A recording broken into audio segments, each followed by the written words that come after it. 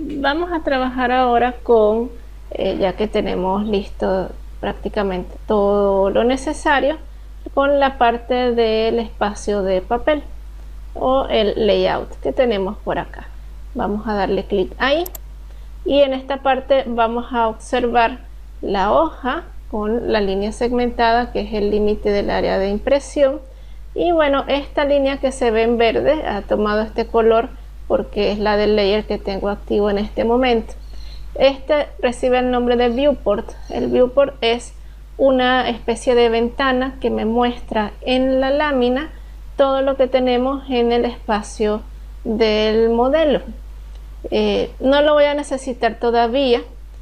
Yo por lo general lo primero que hago es borrarlo, pero lo voy a dejar acá para que vean por qué lo borramos y bueno, lo colocamos posteriormente.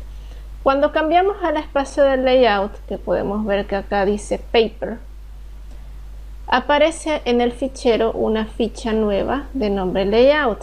Esta ficha no está visible cuando estamos en el modelo, ya que las herramientas que ella posee son exclusivamente para el uso en el papel. Cuando cambiamos a layout, aparece la ficha layout y desde la ficha layout vamos a tener por acá la opción del page setup, que es para configurar nuestra lámina.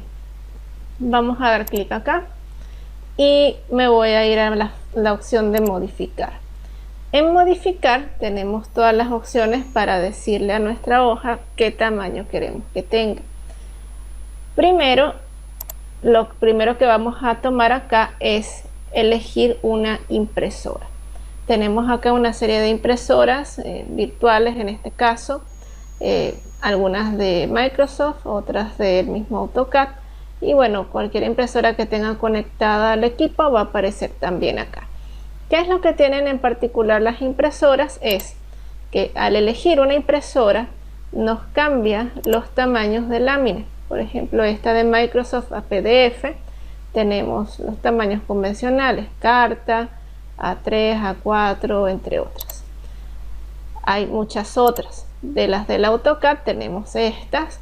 Y bueno, yo la que utilizo es esta de WGA PDF, que tiene una mayor variedad de tamaños de lámina, algunos en milímetros, otros en pulgadas, pero allí sería cuestión de buscar cuál es el tamaño que quiero. Vemos que acá tenemos 210 por 297 milímetros, que viene siendo más que todo un tamaño A4 o similar al tamaño carta. Una vez que lo he elegido, aquí tengo mi vista previa de lo que sería mi lámina, con los valores si están en milímetros o en pulgadas. Otra cosa que debemos hacer es procurar que acá la escala esté en 1 a 1. 1 significa que 1 milímetro es igual a una unidad de dibujo o 1 pulgada es igual a una unidad de dibujo. Aquí solamente tenemos estas dos unidades porque esta escala tiene que ver exclusivamente con la lámina. Así que puedo tener las medidas en milímetros o en pulgadas. La escala debe estar en 1 a 1. Si aquí no dice 1 a 1, debemos elegir ese dato para que el dibujo que hagamos en la lámina, que va a ser el rótulo o el carimbo, esté de acuerdo con esto. 1 milímetro igual a una unidad de dibujo. Luego que tenemos eso, podemos ir acá a lo que son el estilo de ploteo. Aquí es donde le indicamos al programa que los colores de los layers se van a imprimir en blanco y negro si elegimos monocromático. Por supuesto, esta opción de monocromático va a funcionar siempre y cuando la paleta de colores que hayan usado haya sido la Index Color. Luego tenemos otras alternativas como la calidad de impresión, que se impriman los grosores de línea, que es específicamente lo que necesitamos.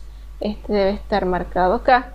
Si tenemos alguna de los elementos o layers con transparencia y queremos que se imprima, lo marcamos. Y bueno, el último por acá es la orientación de la lámina. Esta está en horizontal, voy a ponerlo en portrait para que se coloque en vertical, que es la posición en la que quiero que esté. Una vez que tenemos configurado allí todo lo que hemos hecho hasta acá, le decimos OK y cerramos. Y nuestra lámina ahora tiene la posición y el tamaño que necesitaba. Como ven acá, el viewport no se adapta a esta nueva forma, por eso mismo es nada más darle un clic para seleccionarlo de este modo y le decimos suprimir. Luego que tengamos lista la lámina, volvemos a insertar acá el viewport.